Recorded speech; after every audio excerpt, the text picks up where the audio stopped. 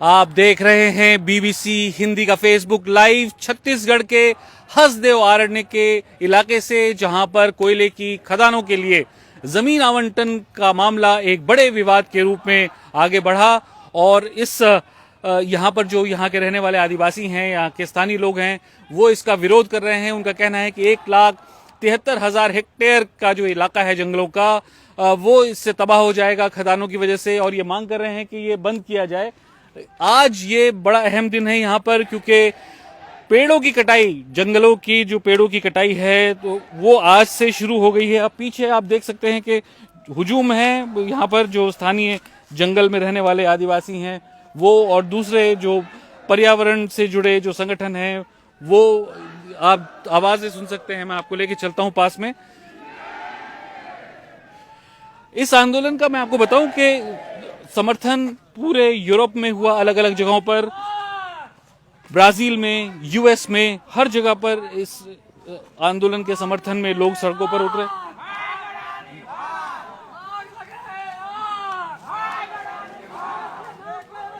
ये पेड़ हैं जो काटे गए आज।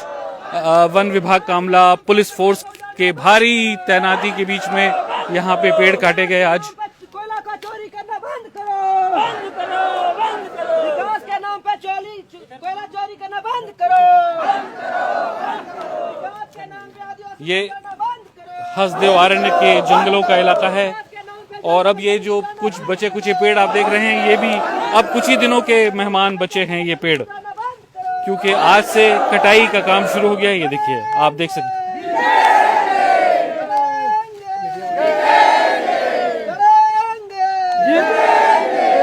अडानी के मुनाफे के लिए फर्जी ग्राम सभा करवाना बंद करो, बंद करो, बंद करो। अडानी के मुनाफे के लिए हसदेव के जंगलों को काटना बंद करो, बंद करो, बंद करो। विकास के नाम पर आदिवासियों को विस्थापित करना बंद करो, बंद करो, बंद करो।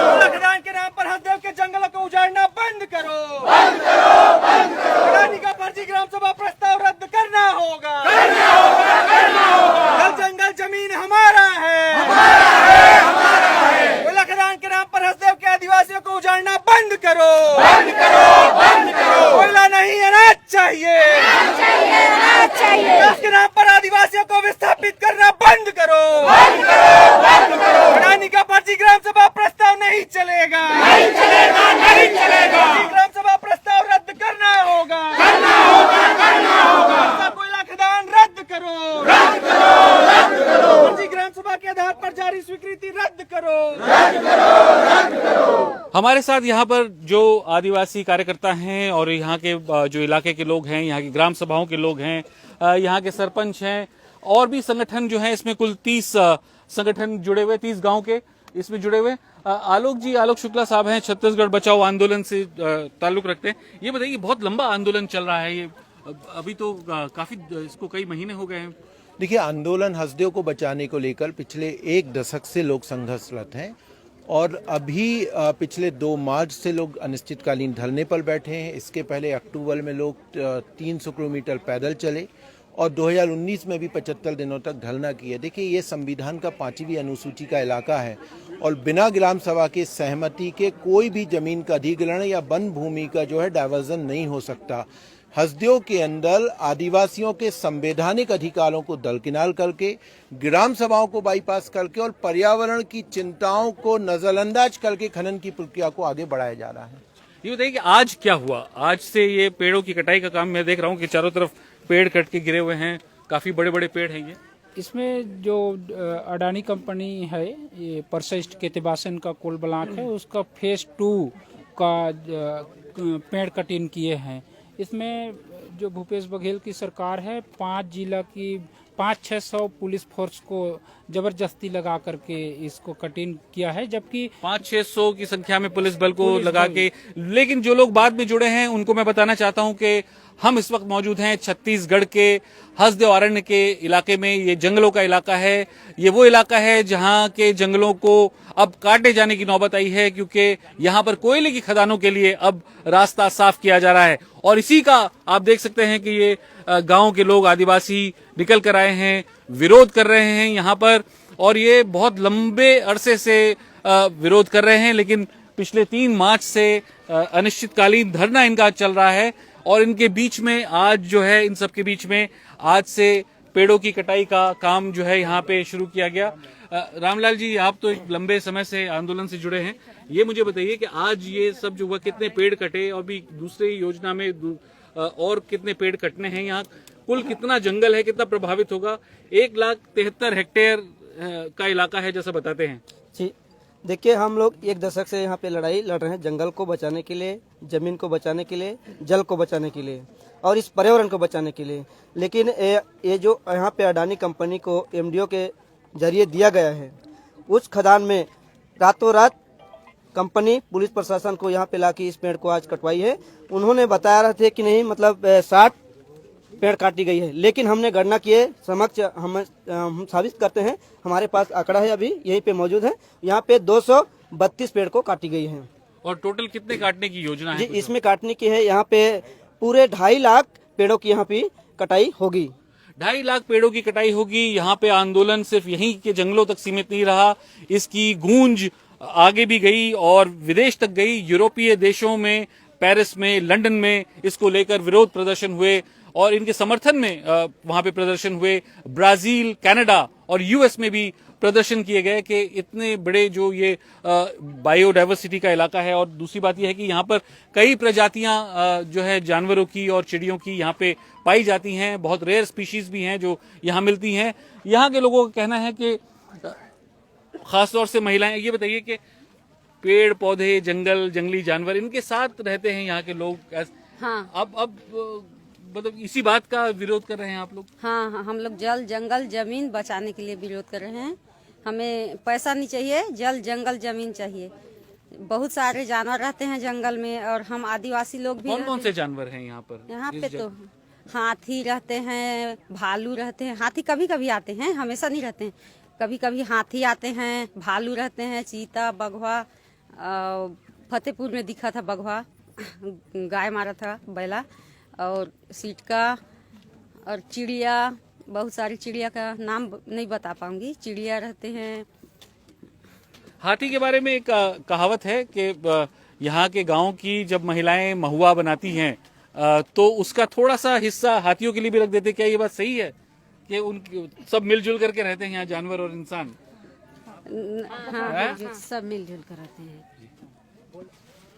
तो ये जो जानना चाह रहा था आपसे कि आप लोगों का प्रतिनिधि मंडल, चूंकि यहाँ पे कांग्रेस की सरकार है, दिल्ली भी गए थे आप लोग, वहां पर कांग्रेस के बड़े नेताओं से भी बातचीत हुई थी, तो क्या आश्वासन मिला, कुछ बताया उन लोगों ने आप लोगों को? जैसा कि यहाँ के स्थानीय जो शासन है वो कांग्रेस सरकार है और कांग्रेस सरकार जब इस छत्तीसगढ़ में नहीं बना था, उस समय हम आदिवासियों के जो संगठन है, कई सारे संगठन हैं, जिसमें से प्रमुख रूप से सर्व आदिवासी समाज ये छत्तीसगढ़ में आदिवासी के संवैधानिक अधिकारों को लेकर 2013 से लगातार ये उस संवैधानिक मुद्दों को उठाते रहे हैं।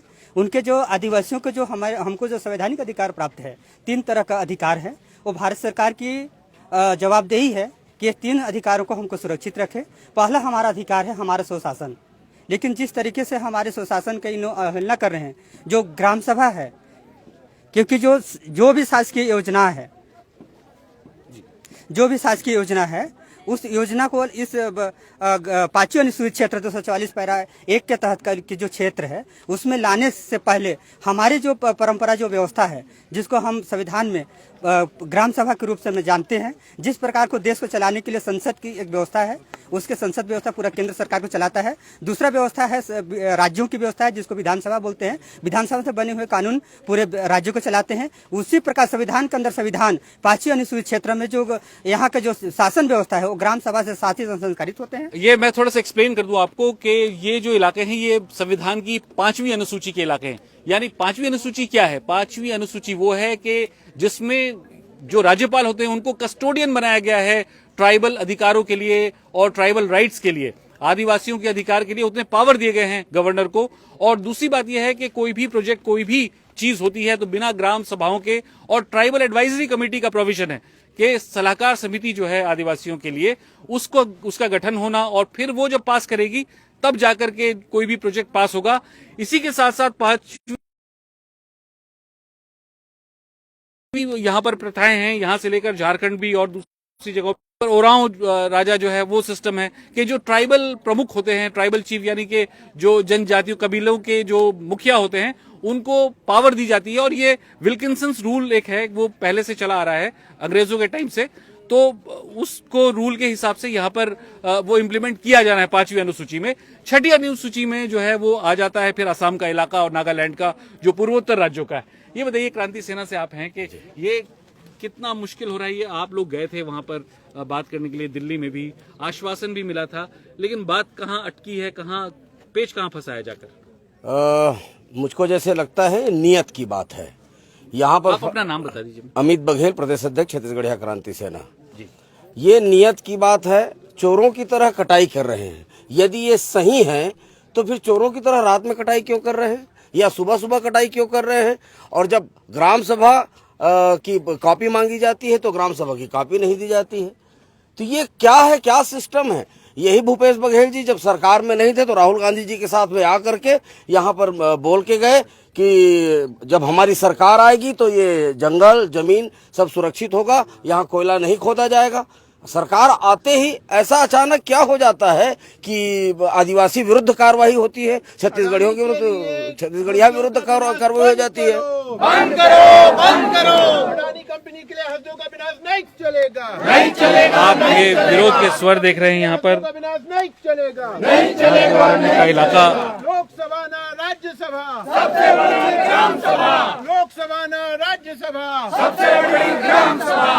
लोकसभा न राज्यसभा, सबसे बड़ी ग्राम सभा। भूपेश सरकार होश में आओ, होश में आओ, होश में आओ। भूपेश सरकार होश में आओ, होश में आओ, होश में आओ। मोदी सरकार होश में आओ, होश में आओ, होश में आओ। अब ये आंदोलन चल रहा है और अभी पेड़ों को काटने का सिलसिला शुरू हुआ है। आज पहला दिन है और 2.5 लाख जैसे बता रहे हैं लोग कि 2.5 लाख के आसपास पेड़ों को काटा जाना है यहाँ पर, जिसका ये विरोध कर रहे हैं। ये जो महिलाएं आप देख रहे हैं पीछे खड़ी हुई हैं, ये सब टूटे हुए पेड़ों के साथ, जो कटे हुए पेड़ हैं इनके साथ।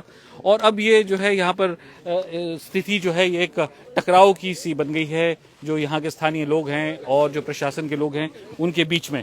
और अब इसी को लेकर अब ये है कि आंदोलन और तेज करने की चेतावनी दी है यहाँ पर जितने संगठन इस आंदोलन से जुड़े हुए हैं और जितने यहाँ पे मौजूद हैं। आहिस्ता आहिस्ता यहाँ लोगों का जमावड़ा और भी बढ़ रहा है। हालांकि शाम ढल रही है लेकिन आप सुन सकते हैं आवाज है कि कितना विरोध है, कितना आक्रोश है लोगों की आवाज में, आप समझ सकते हैं इस बात को। सलमान रावी, BBC, हसदेव आरण्य, छत्तीसगढ़।